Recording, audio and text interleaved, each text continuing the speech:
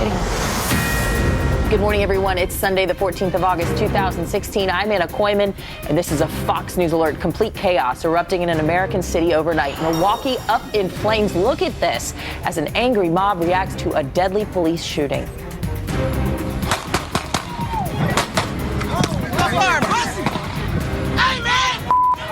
Rioters burning businesses to the ground, torching squad cars, even throwing bricks at officers' heads.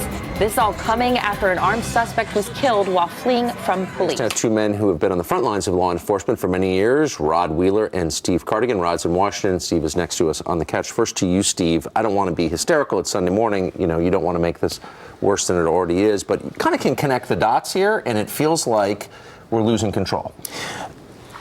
Tucker, we've been losing control for a long time, and if you look back to when this really started... And by we, I mean civilization. Civilization. Politicians can now put the blame on police officers in society before finding out the real facts. So it's the trickle-down effect that every politician now thinks that this is okay. It's to Steve's point, we're jumping to conclusions before we have any of the data. We don't even know the police officer's race. We don't know his name. We don't know anything about this police officer. Well, what we do know is that the officer did warn him to drop the gun. Now, the presumption is that if he has the gun in his hand... Multiple times. If he has the gun in his hand and he doesn't drop the gun, you have to assume he's going to turn and shoot on you. There's just no other belief or recourse that you have, and the officers will be justified at the end of the day if this holds true. So, Steve, we were just at the conventions last month, and every cop in the world was there. They were super nice, and they maintained order.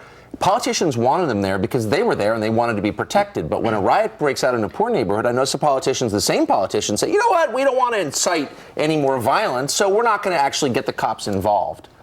It seems an appalling double standard to me. It is a double standard. I mean, we serve a purpose. And to go back to your point, police officers, when I was a uniform officer for over 25 years, I wore my uniform to and from work. Police officers are not doing that any longer because they feel chastised. They feel that they do have a bullseye on their back. So the dynamic has completely changed. All right, Steve and Rod, we appreciate you joining us this morning. Stick around as this story unfolds in Milwaukee.